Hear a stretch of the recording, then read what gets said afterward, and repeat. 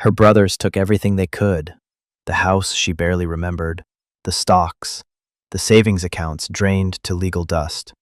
But in their haste, they forgot the one thing their father had sealed shut in 1962, a place left to rot in a town whose name she'd only ever seen on a faded legal document, the old feed store. What I discovered there wasn't just about a forgotten property. It was about a forgotten promise, and a truth that would force me to choose between running from the past or rebuilding it with my own two hands. If you've ever felt like you were left with nothing, only to find out that nothing was the beginning of everything, hit that subscribe button and stick with me. This story is for you. The day I turned 18 felt less like a celebration and more like a final notice.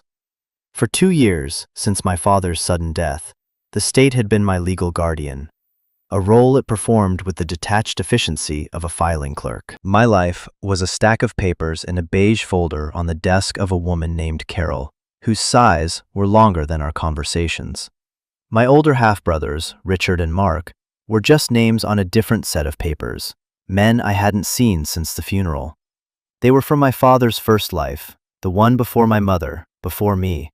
They were grown, with families and mortgages and a coldness that seemed to predate my existence. They had handled the estate. That was the phrase Carol used. Handled. It sounded so neat, so final. It meant they had systematically liquidated every asset tied to our father's name, leaving behind a wake of legal fees and an echoing silence where a legacy should have been. Carol slid one last envelope across the particle board desk that separated us. It was thin, flimsy, the kind that held bad news. "This is it, Maya," she said, her voice attempting a gentleness that didn't fit her. "The final disposition from the estate lawyer. You're officially aged out. This is your copy." I didn't reach for it. My hands were tucked under my legs, pressing into the cheap vinyl of the visitor's chair. The air in the office smelled of stale coffee and disinfectant, the signature perfume of institutional care. "There's nothing left," I said. It wasn't a question. It was a fact I had been living with for 2 years. The house in the city was sold to cover debts. Your father's portfolio was complicated. Your brothers managed the resolution. Again, those sterile, evasive words. Managed. Resolution. They were words designed to build a wall between a feeling and a fact. The fact was, they took it all. The feeling was a deep, gnawing hollowness that had become my constant companion. "Not exactly nothing," Carol said, tapping a perfectly manicured nail on the envelope. "There is one remaining asset. It was considered a liability, frankly.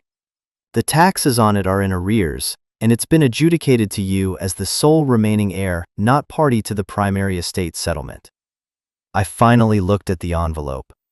My name was typed on the front, Maya Vance. Below it, an address in a town called Oak Haven. "What is it?" I asked, my voice barely a whisper. "A commercial property," she said, consulting her screen. "Deeded as Vance and Son Feed and Supply. According to the county records, it was boarded up in 1962. Hasn't been opened since. Your brothers waived any claim to it. The lawyer, a Mr. Abernathy, said it would cost more to tear it down than the land is worth. A feed store. A place my father had owned and abandoned more than 20 years before I was even born. It sounded like a joke. A punchline to the long, sad story of my inheritance. It was the piece of trash left over after the vultures had picked the carcass clean. "So they left me a ruin," I said, a bitter laugh escaping my lips. "Happy birthday to me." Carol gave me a look of practiced sympathy. "There's a check from the state for your transition, $500. It's not much, but it's a start." She pushed another, thicker envelope next to the first one. $500 and a derelict building 3 hours away. That was the sum total of my life, my future. The weight of it was suffocating. I took the envelopes. The paper felt cold and impersonal. "The bus to Oak Haven leaves at 7 tomorrow morning," Carol added, already turning back to her computer. The message was clear. My time was up. My file was closed. That night, I didn't sleep. I sat on the edge of the twin bed in my room at the group home, the two envelopes lying next to me like a verdict. I thought about my father, not the distant, complicated figure from the legal documents, but the man who smelled of sawdust and Old Spice, the man who taught me how to skip stones on the river, whose quiet presence was the only home I'd ever really known. He was a carpenter, a handyman. He could fix anything. That's what I remembered. He never spoke of a feed store, never mentioned a town called Oakhaven, and he certainly never talked about Richard and Mark with anything other than a deep, weary sigh. After my mother died when I was 10, it was just the two of us. He worked constantly, his hands always rough with calluses, his eyes always tired. But he was there. And then, a heart attack at 58, and he wasn't. The system swept in, and my brothers, who I barely knew, became the executors of his absence. They had dissected his life for parts, and this crumbling feed store was the one organ they deemed unfit for harvest. Why? Why seal it up and walk away? Why leave it festering for decades, only for it to land in my lap like a curse? A deep, irrational anger began to smolder in my chest. Anger at my brothers for their greed, at the state for its indifference, and at my father for the mountain of secrets he had apparently left behind. I picked up the thin envelope. Mr. Abernathy's contact information was on the letterhead. I could call him. I could tell him to let it go, let the county take it for back taxes. I could take the $500 and disappear, find a cheap room in the city, and try to build a life from scratch. That was the sensible option, the path of least resistance. But as I stared at the address, Vance & Son Feed and Supply, 14 Main Street, Oakhaven, something shifted in me. It was the only thing left. The only tangible piece of him that my brothers hadn't touched, hadn't sold, hadn't erased. It was a ruin, yes, but it was my ruin. The bus ride was a slow bleed from gray to green. The concrete sprawl of the city gave way to suburbs, then to patchy farmland, and finally to the dense, rolling hills of the countryside. I watched the world go by through a grimy window, my reflection a pale ghost superimposed over the passing trees. The $500, minus the one-way bus ticket, felt like a pathetic shield against the vastness of the world. I was heading toward a place I'd never seen, a building that was likely a hazard, with no plan and no one to call if I got into trouble. Every instinct screamed at me to turn back, but there was nothing to turn back to. The group home wasn't a home. The city was just a collection of streets where I had no anchor. Oakhaven was a question mark, and right then, a question mark was better than a period. The bus wheezed into the town's single depot station just after 10 in the morning. I stepped out into air that smelled of damp earth, cut grass, and something vaguely sweet, like hay. Oakhaven wasn't so much a town as a long, sleepy main street pretending to be one. A diner with a flickering neon sign, a hardware store, a post office, a grocery, and a handful of other storefronts, some occupied, some vacant. It was quiet. The kind of quiet that feels heavy, full of unspoken history. I shouldered my backpack, my only luggage, and started walking. Number 14 was at the far end of the street, just before the road curved out of town and back into the woods. It looked even worse than I had imagined. It wasn't just a building, it was a monument to neglect. The facade was faded clapboard, the paint peeling away in long, leprous strips to reveal the dark, weathered wood beneath. The words Vance & Son, Feed and Supply were still visible, painted in what was once a cheerful blue, now a ghostly, flaking whisper. The two large display windows on either side of the main door were boarded up from the inside. Thick planks of wood crisscrossed over them like giant X's. The front door itself was solid oak, but it was grayed with age and sealed with a heavy-duty padlock and a thick, rusted chain that looked like it had been salvaged from a ship's anchor. A thick layer of dirt and grime covered everything, and a stubborn vine had worked its way up one side of the doorframe, its green leaves a stark contrast to the decay. It didn't look like a building that had been closed, it looked like a tomb. I stood on the cracked sidewalk, just staring. A few cars passed, the drivers giving me a curious glance. A girl with a backpack staring at the old derelict feed store. I was already a spectacle.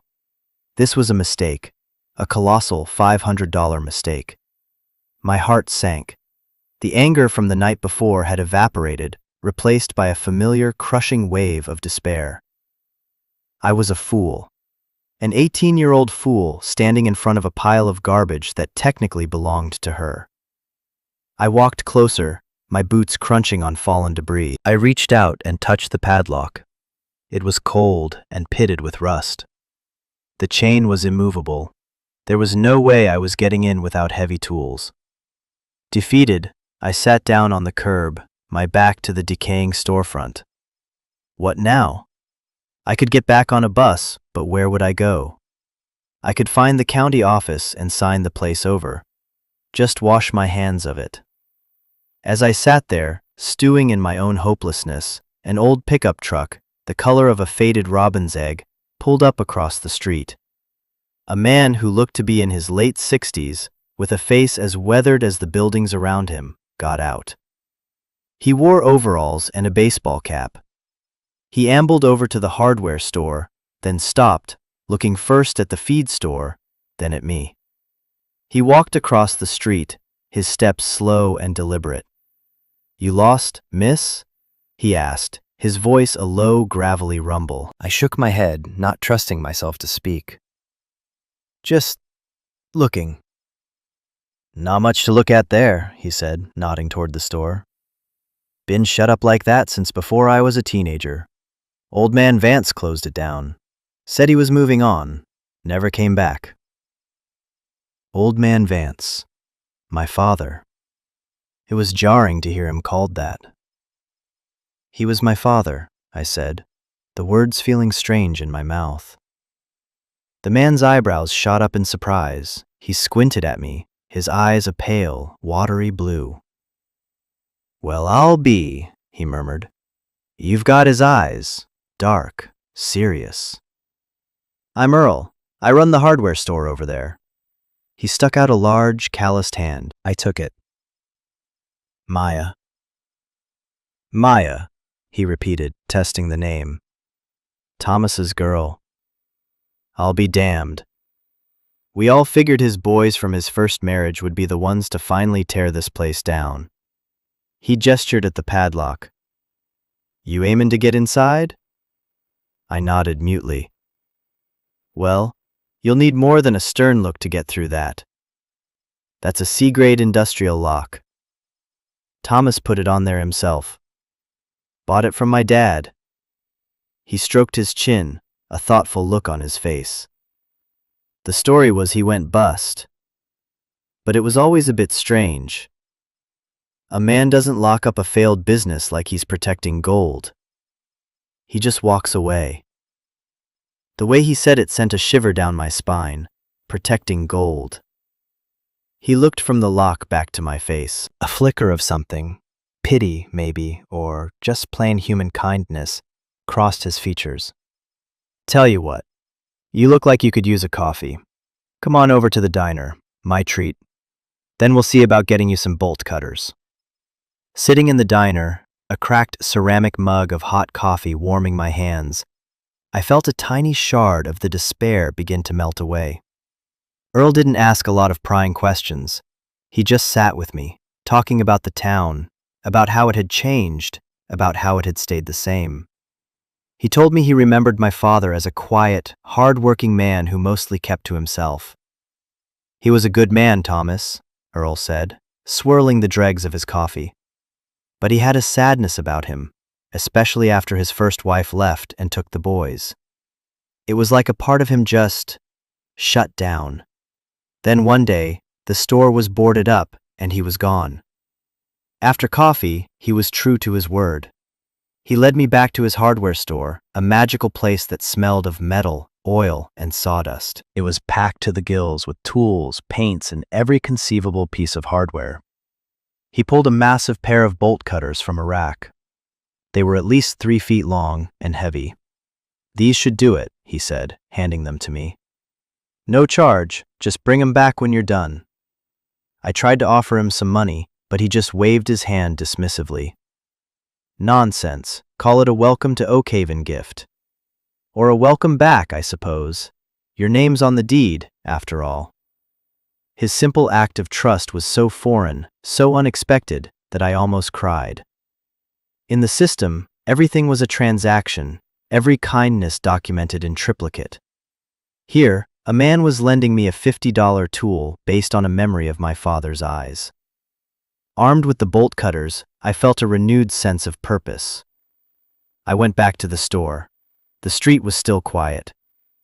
I took a deep breath, positioned the jaws of the cutters around one of the thick chain links, and squeezed with all my might. It was harder than I thought. I had to put my entire body weight into it, grunting with the effort. The metal groaned in protest, and then, with a loud, satisfying snap, the link broke. The chain fell to the ground with a heavy clatter.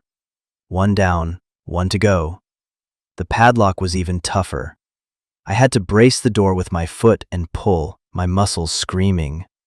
The shackle resisted, but I was fueled by a strange mix of desperation and adrenaline. Finally, with a sharp crack, it gave way. I pulled the broken lock free. For the first time in over half a century, the door was unsealed. My heart was pounding. I put my hand on the doorknob. It was cold and stiff. I turned it. A loud click echoed in the silence. I pushed. The door scraped against the floor, groaning like a wounded animal, and opened into a wall of darkness that smelled of dust, decay, and time itself. The air that rushed out was thick and stale, a preserved breath from 1962. It was an atmosphere heavy with the ghosts of forgotten commerce. The faint, phantom scent of grain, leather, and dry goods, all buried under a thick blanket of dust. I stood in the doorway for a long moment, letting my eyes adjust to the gloom. The only light came from the open door behind me, cutting a bright, angular path into the darkness. It illuminated a world frozen in time. Dust motes, thick as insects, danced in the beam of light. To my left and right, the boarded-up windows plunged the front of the store into near-total blackness. Directly ahead, the main aisle stretched back into the cavernous space, flanked by shelves and stacks of merchandise, all shrouded in a uniform gray film. It was like stepping into a photograph, a monochrome snapshot of a long-dead day. I took a tentative step inside, my boots crunching on something. I looked down. The floor was covered in a thin layer of what looked like scattered grain and dirt, tracked in 50 years ago and left undisturbed. The sound was unnervingly loud in the profound silence. I pulled my phone from my pocket and turned on its flashlight, the small, intense beam cutting a new path through the darkness. I swept it across the room. The shelves were still stocked. There were sacks leaning against the wall, branded with faded logos for poultry feed and cattle grain. They were hard as rocks, their contents petrified over the decades. On the shelves sat small metal tins of oil, boxes of work gloves stiffened into claws, spools of twine, and rows of glass jars filled with nails and screws, all obscured by a layer of grime. It was a general store as much as a feed supply, a place for a farmer to get everything he needed in one stop. I moved deeper into the store, the beam of my light dancing over the silent displays. The silence was the most unsettling part. It wasn't just quiet, it was a dead, soundproofed stillness, the kind that makes you aware of your own heartbeat, the blood rushing in your ears. I felt like an intruder, a grave robber. Every step felt like a desecration. I ran my hand along a wooden counter, leaving a clean streak in the thick dust. The wood beneath was solid, smooth. My father had stood here. He had leaned on this counter, rung up sales, talked to customers. The thought was so immediate, so visceral, that it made my throat tighten. At the back of the store, the main counter stood like a judge's bench. On it sat an old, ornate cash register, its metal tarnished to a dull pewter. I pressed one of the keys. It didn't move, frozen shut by time and humidity. Behind the counter, a door stood slightly ajar, leading into what must have been the office. This was it.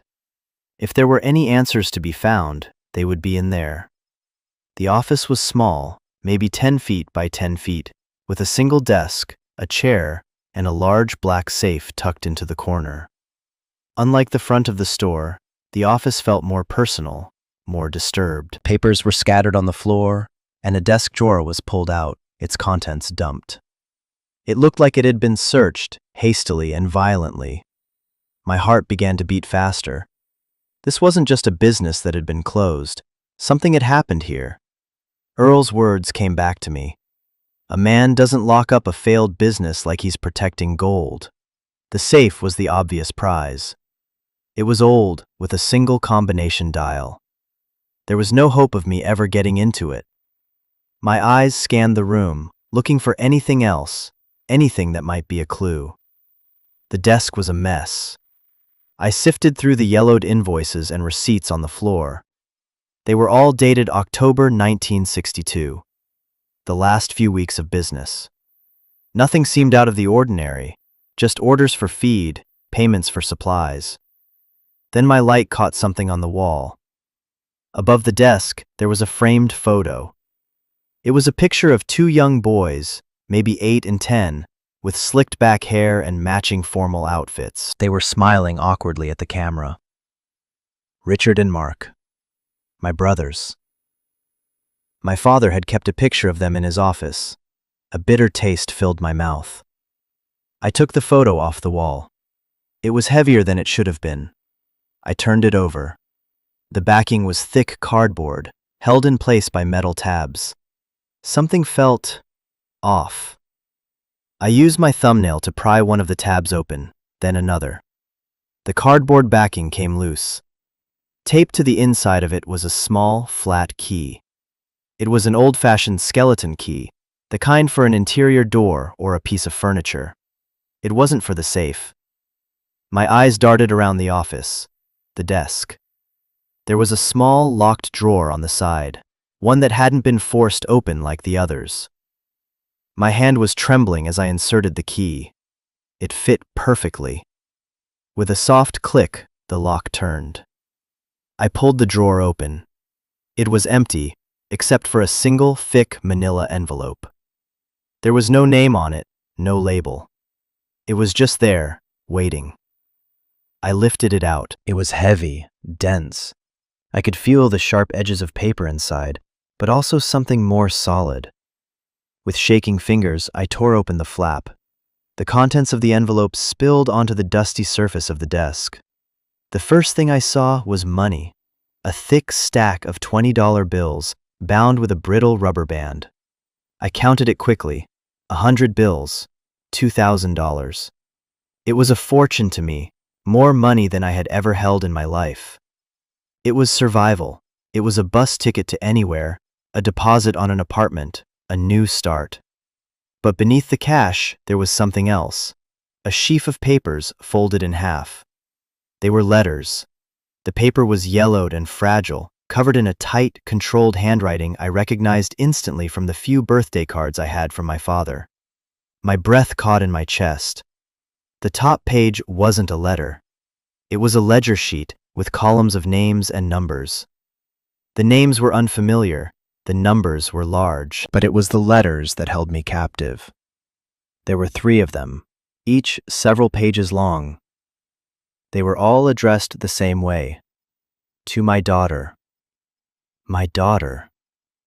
He had written them for me, or for a daughter he hoped to have one day. He had sealed them in this drawer, in this tomb of a store, decades before I was born. My hands shook so badly I could barely hold the first page. I unfolded it, the old paper crinkling in the dead silence of the office. The flashlight beam trembled as I began to read. To my daughter, the first letter began. If you are reading this, It means several things have happened. It means I am gone. It means the state has seen fit to give you the deed to this old place. And it means that you, my brave girl, have found your way inside. I am sorry.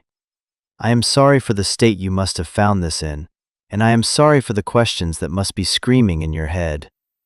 I can't answer all of them, but I owe you the truth. At least, as much of it as I can give you. This store was my first dream. I built it with my own 2 hands, right after I came back from the war. Vance and Son. The son was wishful thinking then. Later, it was for Richard and Mark. But the dream soured. Oakhaven, for all its quiet charm, had a rot in it back then. A network of men, led by a man named Costello, who liked to invest in local businesses. They were criminals, plain and simple, racketeers. They saw my store, with its constant flow of cash and goods, as a perfect vehicle for washing their dirty money. Your brother's mother, my first wife, Eleanor, her family was connected to them. It's how they got their hooks in me. At first it was small things, a loan I didn't need, favors I couldn't refuse. Before I knew it, my ledgers were a work of fiction, and my store was a hub for their operations. I was trapped. They owned me. The ledger sheet you found with this letter is the real one, the one I kept hidden. It shows their money, the dirty money, flowing through my books. It's the proof of what they were doing. I paused, my head spinning. I looked at the ledger sheet again. Columns of figures, dates in 1961 and 1962.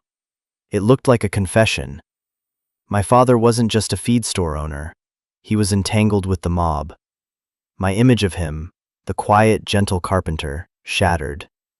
He had a secret life, a dark past he had never hinted at. I continued reading, my heart pounding against my ribs. I saw what was happening, the letter went on. I saw how they consumed everything they touched. They wanted the store, and eventually they would have taken it. They would have crushed me, and I worried they would corrupt my sons. Eleanor didn't see the danger, or maybe she didn't want to. I realized I had only one way out. I couldn't fight them. They were too powerful, too entrenched. So I decided to disappear. Not just me, but the asset they coveted. In October of 1962, I told them I was bankrupt. I cooked the books to show a massive failure. I sold off inventory for cash, secretly, and told them it was seized by creditors. Then, one night, I came here and I sealed it. I boarded the windows from the inside. I put the heaviest lock I could find on the door. I made this place a fortress, a tomb. My goal was to make it so worthless, so inaccessible, that they would simply forget about it. A dead asset is no asset at all. It was my only weapon, to walk away and take the board with me. Eleanor left me. She took the boys and went back to her family, furious that I had thrown away what she saw as a golden opportunity. I let them think I was a failure. It was safer for them. I left Oakhaven with nothing but the cash I had skimmed, and I started over. I became a carpenter, a simple man. I met your mother years later, a world away from all this. She was my second chance. You, my dear girl, were my redemption. Tears were streaming down my face now, dripping onto the fragile paper. I cried for the man I never really knew, for the weight he must have carried every single day. The quiet sadness Earl had mentioned suddenly made sense. It was the ghost of this life, the ghost of this store. He hadn't abandoned it. He had sacrificed it to save himself. He hadn't been a failure. He had been a fighter, in his own quiet, desperate way. The next letter was shorter, more practical. The $2,000 is for you to have a choice. It's enough to get you on your feet, to find a place to live, to start fresh. You can take it, walk away from this place, and never look back. Lock the door behind you and forget Oakhaven exists. There would be no shame in that. It is a gift, freely given. Your safety and happiness are all that ever mattered to me. But there is another choice. The safe in the corner of this office, The combination is your mother's birthday. August 4th, 1956. 8/4/56. Inside, you will find the original deed to this property, free and clear. I paid it off before I left. You will also find more money, enough to pay the back taxes and then some. Enough to fix the roof, enough to start again. This is the choice I am giving you, a choice I never had. You can run, or you can build. If you choose to stay, know that you may be stirring up a hornet's nest. Costello is long gone, I'm sure. But greed has a long memory, and networks like his don't just disappear. They evolve. Be careful. Trust your gut. The people of Oakhaven are good people, for the most part. They will help you if you let them. The final letter was just a few lines. One last thing. Your brothers. I love them, but I don't know them anymore. Eleanor's family raised them in that world of shadows and easy money. I don't know if their greed is their own, or if it is an echo of that old poison. Be wary of them, Maya. They see this place as worthless. If they suddenly show an interest, it means the hornets are stirring again. That will be your warning. This store is your inheritance. Not the building, not the land. The story. The choice. Whatever you do, make it your own. Be brave. I love you, Dad. I sat back in the dusty chair, the letters lying in my lap. The silence of the office was no longer empty. It was filled with my father's voice, his love, his fear, his hope. The whole narrative of my life had been rewritten in the space of 10 minutes. I wasn't the abandoned daughter left with scraps. I was the designated heir to a secret, the guardian of a legacy. The feed store wasn't a ruin, it was a shield.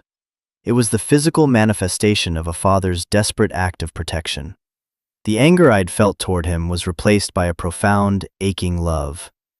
He had carried this burden alone for his entire life, all to give me a future free from the shadows that had nearly consumed him.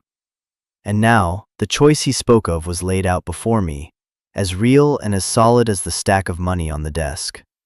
Run, or build. My mind was a whirlwind. For a moment, running seemed like the only sane option. Take the $2,000, get on the next bus out, and vanish. My father himself had said there was no shame in it. It was a clean break, a chance at a life unburdened by this dusty, complicated history. I could go to college, get a normal job, be a normal person. Who in their right mind would choose to stay here, in this forgotten town, to fight a shadowy threat over a derelict building? It was insane. It was the plot of a movie, not the rational decision of an 18-year-old with $500 to her name. But then I looked around the small, cramped office. I saw the dust motes dancing in the beam of my flashlight. I touched the solid wood of the desk. This was real. This was his. He had saved this place for me. He had trusted me with his story, with his legacy. To walk away felt like a betrayal. It felt like letting the shadows win. It felt like agreeing with my brothers that this place, and by extension, the part of my father it represented, was worthless. My father had run because he had to. He had no choice, but he had spent the rest of his life making sure that I would. The letters weren't just an explanation, they were a call to action. He hadn't just left me a story, he had left me a mission. And what about my brothers? If they suddenly show an interest, it means the hornets are stirring again. The thought sent a chill through me. Carol had said they waived their claim.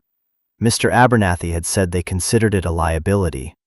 But what if that changed? What if they found out I was here, that I had opened the store? The weight of the decision pressed down on me. I felt impossibly young, impossibly unprepared for this. I was just a kid who had grown up in the system, taught to keep her head down and not make waves. Now I was being asked to stand my ground against, what? A ghost from 1962? My own greedy siblings? It was all too much. I buried my face in my hands, the rough texture of the dusty letters against my palms. I took a deep, shuddering breath, the ancient air filling my lungs. I cried. I cried for the father I had lost twice, once to death, and once to a history I never knew. I cried for the little girl who felt abandoned and alone, and I cried for the young woman who now had to make a choice that felt bigger than her entire life. After a few minutes, the storm of emotion passed, leaving behind a strange, quiet calm.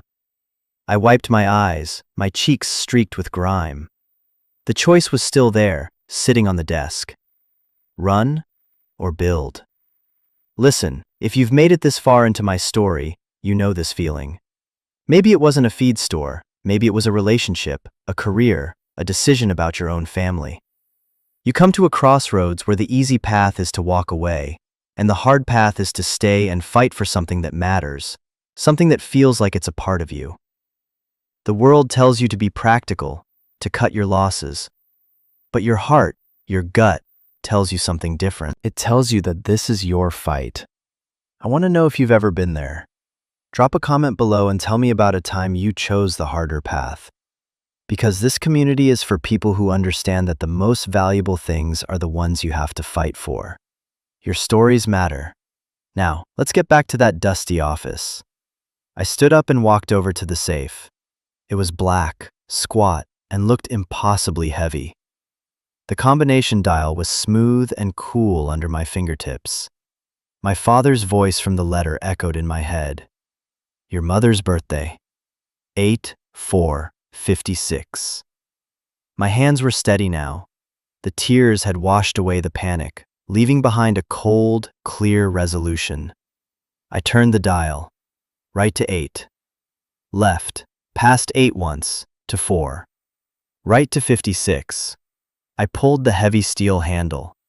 There was a low, grinding thud, and the thick door swung open with a groan. The air inside smelled even older, a mix of dry paper and metal. My flashlight beam found the contents. Just as he'd said. On the top shelf was a thick, legal-looking document, tied with a faded red ribbon. The original deed. Below it was a metal cash box. It wasn't locked. I lifted it out. It was heavy. I set it on the desk and opened the lid. It was filled with cash. Older bills, mostly 50s and 100s, neatly stacked. It was far more than the first 2,000. I didn't count it then, but it looked like a small fortune. Enough to pay the taxes, enough to fix the roof, enough to start again. He had given me the tools. The choice was mine to make. And in that moment, standing in the dark, surrounded by the ghosts of his past, the choice became clear. I would not run. I would build. The next morning, I woke up on a makeshift bed of petrified feed sacks, a dusty blanket I'd found in the office pulled over me. My back ached, and I was coated in a fine layer of grime, but I felt a sense of purpose I hadn't felt in years. The first order of business was to make my decision official. I found the Oak Haven County Clerk's office in a small brick building next to the post office. The woman behind the counter looked at me over her glasses with the same polite curiosity I was starting to get used to. I'm here to pay the back taxes on 14 Main Street, I said, my voice firmer than I expected. The old Vance feed store property. She blinked. All of them? Honey, that's over 3 years of arrears. It's a substantial amount. I'm aware, I said. I had counted the money from the safe. There was $25,000. It was a staggering sum. After setting aside $5,000 for myself, I had taken the exact amount for the taxes, just over $4,000, and put it in my backpack. I laid the cash on the counter. The clerk's eyes widened. She spent the next 20 minutes counting the money, checking records, and stamping forms. As she handed me the receipt, she shook her head. I never thought I'd see the day anyone paid up on that place, she said, not unkindly. Everyone figured it was a teardown. I'm not tearing it down, I said, folding the receipt and putting it in my pocket. I'm opening it back up. Walking out of that office was like stepping into a new life. The deed was clear. The property was truly mine. The weight of the debt was gone, replaced by the weight of the task ahead. The store was a disaster. It needed everything: a new roof, new wiring, plumbing, and a cleaning so thorough it felt like an archaeological dig. I went back to Earl's hardware store. He was arranging a display of garden hoses. He looked up as I walked in. "Well, look who's back," he said with a smile. "You get the door open?" "I did," I said, "and I'm here to open an account." I showed him the tax receipt. He looked at it, then back at me, and a slow grin spread across his weathered face. "Well, I'll be," he said again, the same phrase he'd used when he first met me. Thomas Vance's girl, indeed. "All right, Maya, let's get you started. What do you need first?" That was the beginning of the work. The first week was just cleaning. I bought heavy-duty trash bags, shovels, brooms, and a shop vac. I started at the front and worked my way back. I hauled out the petrified sacks of feed, each one a solid block of ancient grain. They were incredibly heavy, and I had to drag them out to the curb one by one. The town's sanitation department agreed to a special pickup for a fee. I swept away 50 years of dust and grime, revealing the beautiful, wide plank wooden floors underneath. They were scratched and stained, but they were solid. I tore the boards off the inside of the windows, and for the first time in decades, natural light flooded the space. It was glorious. The light changed everything. It chased the ghosts out of the corners and turned the tomb into a room full of potential. The work was brutal, physical, and lonely. My muscles ached constantly. At night, I'd collapse onto my feed sack bed, too tired to even think. But every morning, I woke up and saw the progress I had made, and it was enough. During the day, people would stop and stare. The sight of the feed store, open to the world, was a major event in Oakhaven. Some people would just slow their cars down. Others would walk by and peer in the newly uncovered windows. A few brave souls came in. An older woman named Mrs. Gable, who ran the diner, brought me a container of stew and a thermos of coffee one afternoon. "You can't work on an empty stomach," she said, her expression a mixture of concern and admiration. "Your father would be proud." I started to feel like less of an outsider. I was becoming part of the town's landscape, a curiosity slowly turning into a neighbor. I was the Vance girl, the one fixing up the old feed store. My plan was vague at first. I couldn't reopen it as a feed store. The town didn't need one anymore. But it was a beautiful, big space on Main Street. I thought about a bookstore, a coffee shop, an antique store. For now, the goal was just to make it whole again, to honor the structure itself. The real confrontation came about 2 weeks into the work. I had just finished prying open the seized cash register, finding a handful of silver dollars and tarnished dimes inside, when my phone rang. It was an unknown number. I almost didn't answer, but something told me I should. "Hello? Is this Maya Vance?" The voice was cold, professional. "Speaking. This is Mr. Abernathy. I was your father's estate lawyer." My stomach clenched. "Yes, hello, Mr. Abernathy. I'm calling on behalf of your brothers, Richard and Mark," he said, his tone clipped and impatient. "They have been made aware that you've taken possession of the Oakhaven property and paid the outstanding tax lien. Word travels fast in a small town." "It's my property," I said, my voice steady. "That's a matter of some debate," he sniffed. "Regardless, a development corporation has made a significant offer for that entire block, including your parcel. They are prepared to offer you $10,000 for the deed, as is. It's a generous offer, considering the state of the building. Your brothers strongly advise you to take it. It would be a quick and clean resolution." $10,000. It was a laughable amount for a commercial building on a main street, even a derelict one. It was just enough money to sound tempting to a desperate kid. It was an insult. And it was the warning my father had written about. The hornets were stirring. Why are they suddenly so interested in a worthless property? I asked, quoting his own past assessment back to him. There was a pause on the other end of the line. The development offer is new, he said, a little too quickly. It represents an opportunity for all parties. The property is not for sale, I said. The words came out with a force that surprised even me. Excuse me? You heard me. It's not for sale. Not for 10,000, not for 100,000. Tell my brothers to leave me alone. Miss Vance, he said, his voice laced with condescending authority. I don't think you understand your position. You are an 18-year-old girl with no resources. This is a life-changing amount of money. Do not make an emotional decision you will regret. The only thing I'd regret is selling my father's legacy to a pack of vultures, I shot back. I know what this place is, and I know who he was. The store is not for sale. Have a nice day, Mr. Abernathy. I hung up before he could respond, my hands shaking with adrenaline. The fight had begun. I had drawn my line in the 50-year-old dust. The phone call with Abernathy lit a fire under me.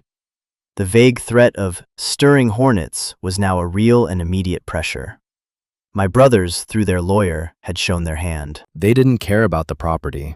They cared about the deal. The $10,000 offer was a test, a lowball attempt to see if I was as naive as they thought I was. My refusal was a declaration of war. That night, sleep didn't come easily. I lay on my cot. I'd upgraded from the feed sacks to a proper folding cot from Earl's, and stared up at the high, pressed tin ceiling, its intricate patterns barely visible in the moonlight filtering through the dusty windows. The building felt different. It was no longer just a project. It was a fortress, and I was its sole defender. I thought about the choices I had. I could still take the money from the safe and leave. The thought was tempting. The fight with my brothers would be ugly, expensive, and exhausting. They had resources. They had lawyers like Abernathy who could tie me up in legal knots for years. What did I have? A crumbling building, a dwindling pile of cash, and a handful of letters from a dead man. But as I lay there, I realized my father had given me more than that. He had given me the truth. He had given me proof, the hidden ledger. That was my weapon. It was a dangerous one. Using it would mean exposing his secret, the crime he had been a victim of so long ago. It would tarnish his name in the service of protecting his legacy. It was a heavy, complicated inheritance. The next day, I started researching. Oakhaven's small library had a surprisingly robust archive of old local newspapers on microfiche. I spent hours scrolling through grainy pages from 1962, looking for any mention of my father, the store, or the name from his letter, Costello. I found it. A small article from November 1962 about the sudden closure of Vance and Son Feed and Supply. It quoted my father as citing economic hardship and announcing his departure from the town. It was a dry, simple article, exactly the kind of cover story he would have wanted. Then I searched for Costello. Anthony Tony Costello. His name appeared a few times in the late 50s and early 60s, usually in the society pages, attending fundraisers or donating to a local charity. He was presented as a prominent local businessman with interests in real estate and transportation. There was no hint of anything illegal. But then, in a paper from 1965, I found his obituary. He died of a heart attack at 50. The article mentioned he was survived by his wife and a network of business associates. The hornet's nest had lost its queen, but the hive remained. The development corporation Abernathy mentioned, it had to be connected. It was the modern face of the same old greed. They weren't just trying to buy land, they were trying to reclaim a piece of their history, a hub they had lost half a century ago. And my brothers, whether knowingly or not, were their agents. The work on the store became my therapy, my protest. Every swing of a hammer, every pry of a crowbar, felt like an act of defiance. I hired a local contractor, a quiet man named Ben, to inspect the roof and the wiring. He quoted me a price that was fair, almost gentle. "Earl told me what you were doing," he said, scratching his neck.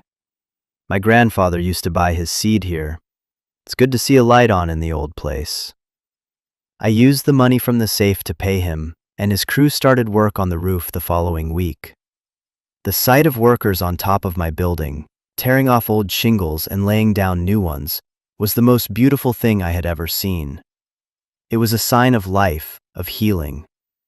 The community continued to watch, but the curiosity was slowly being replaced by support.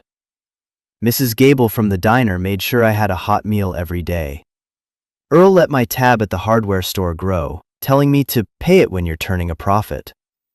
Even the mailman, a young guy named Kevin, would stop and chat for a few minutes, telling me he was rooting for me. I wasn't just the Vance girl anymore. I was Maya. I was becoming part of the fabric of the town, just as my father had been. One afternoon, while I was sanding down the old front counter, trying to bring the wood back to life, Earl came in. He was holding a small, dusty wooden box. "Found this in my dad's old desk," he said, setting it on the counter. "After you told me who you were, I went looking. These were your father's." I opened the box. Inside were a few personal effects.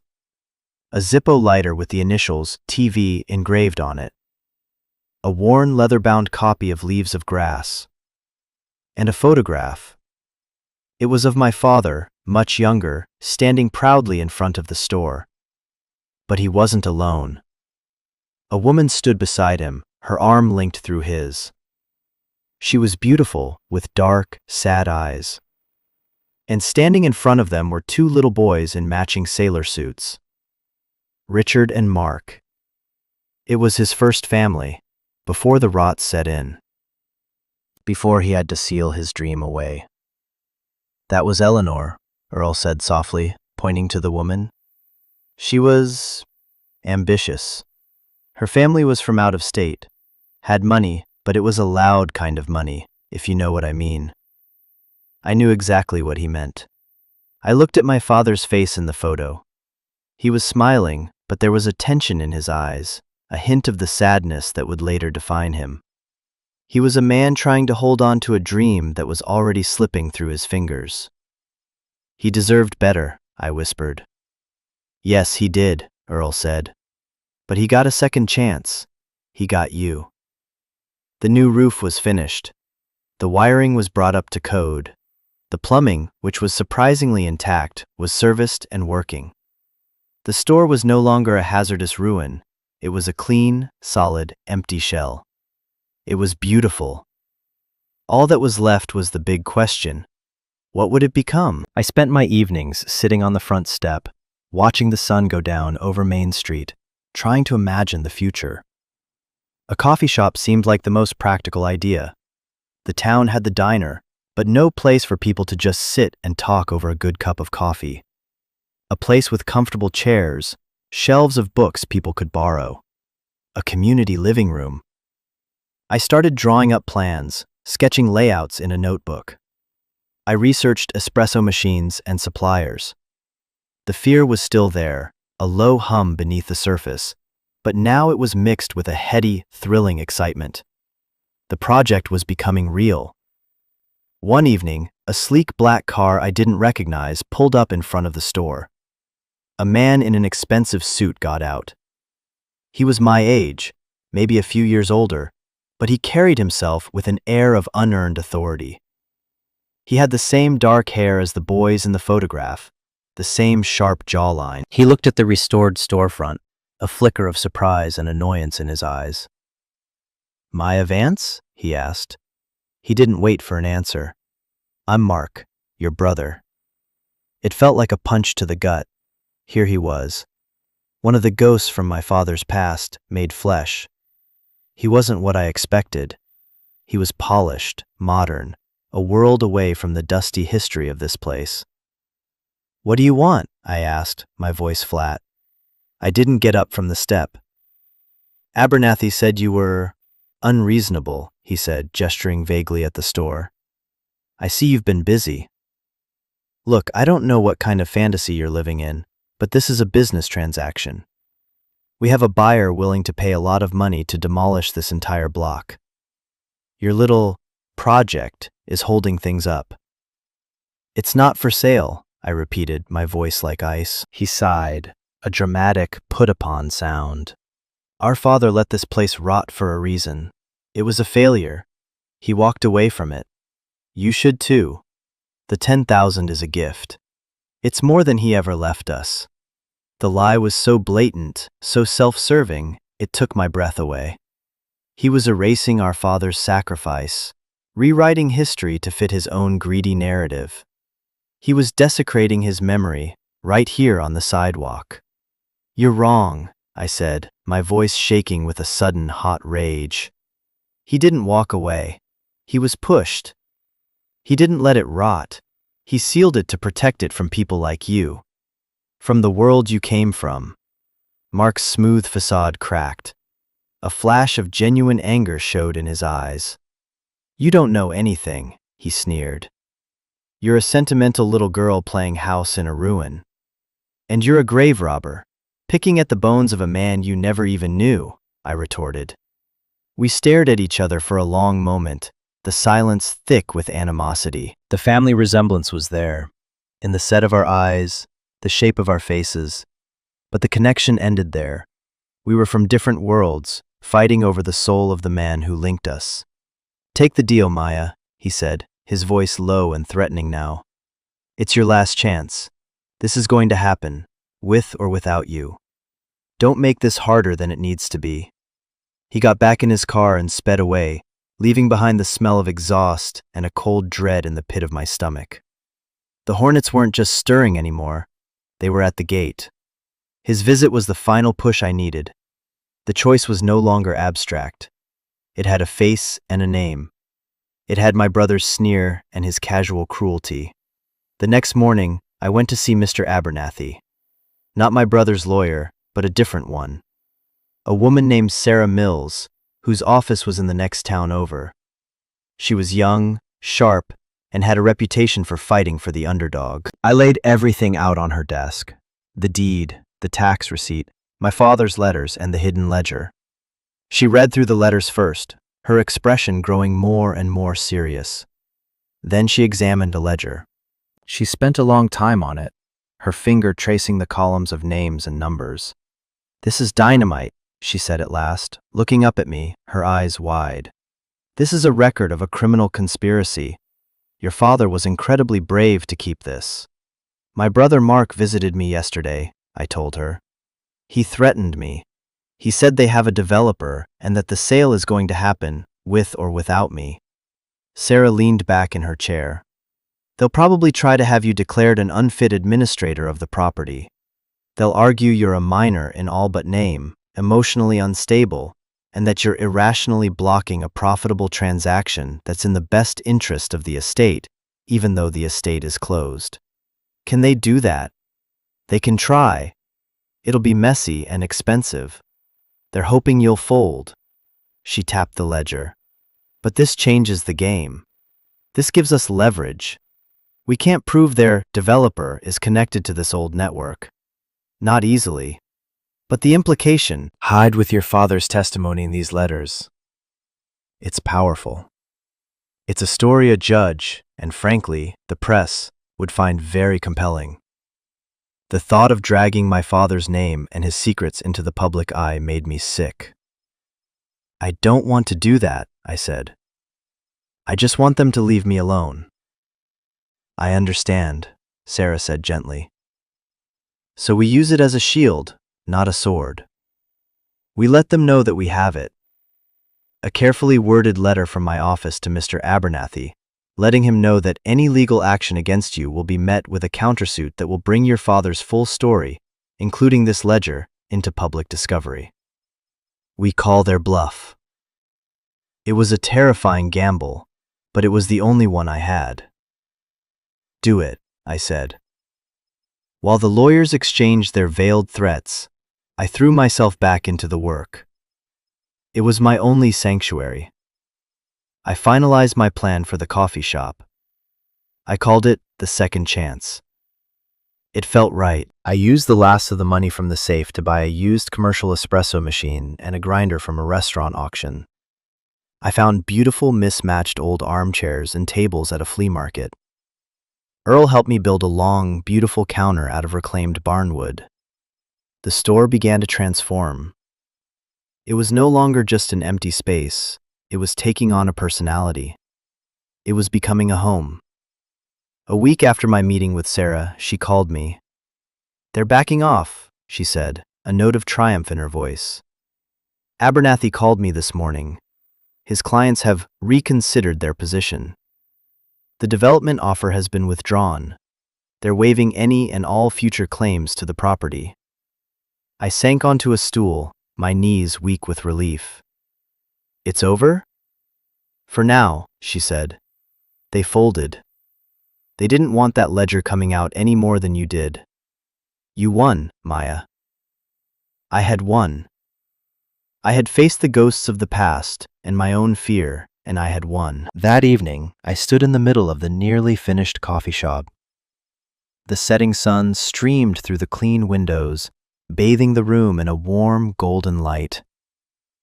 The smell of fresh paint and sawdust had replaced the smell of dust and decay. It was a place of hope, a place of new beginnings. It was my father's legacy and my future, all under one new roof.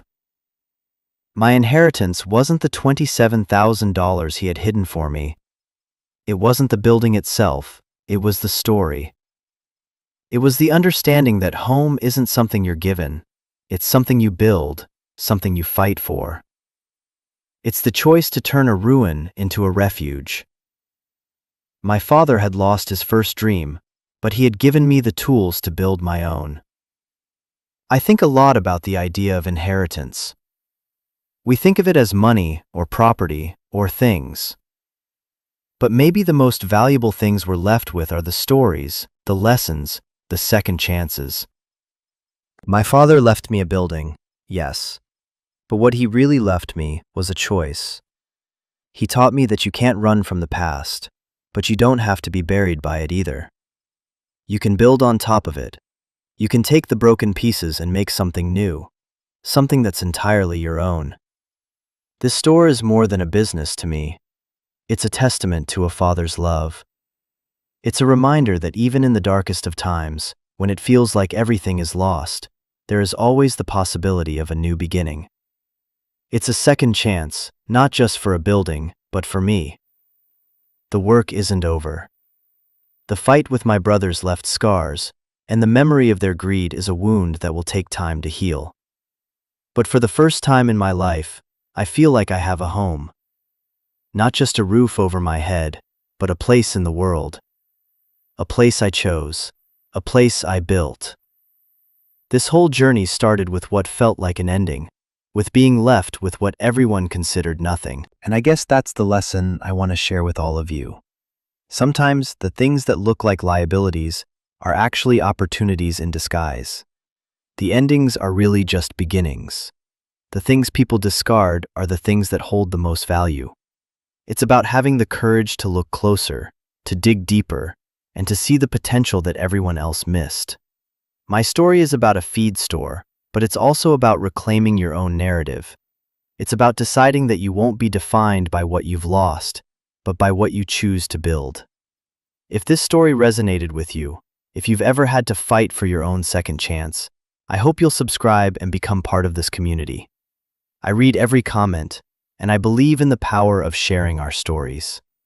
Tell me, what's the forgotten feed store in your life? What did you build from the ruins? Thank you for listening. You're gonna kill it.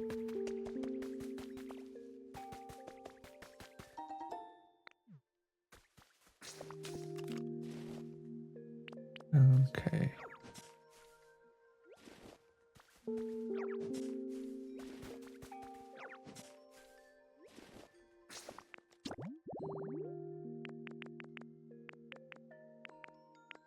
That's the beach habitat. Pointy tree. Okay. Of course. How could I make the mistake? Perfect. Thanks, Dino. You're the best. Oh, thanks so much.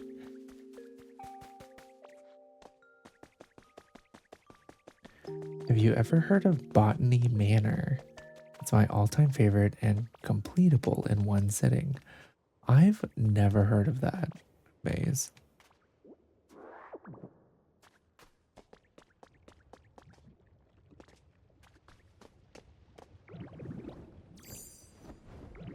Also, I can't believe I haven't gone down here. I guess I was so focused on finding the museum that I didn't even think twice about coming over here.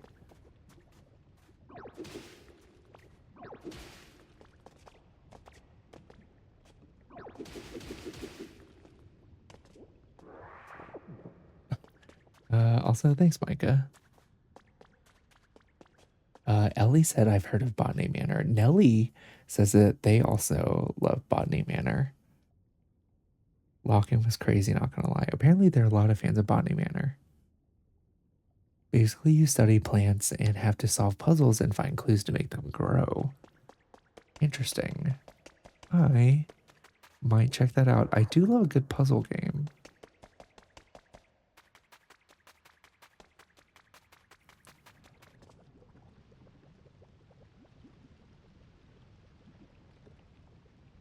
Oh, wait, I think I know where this is.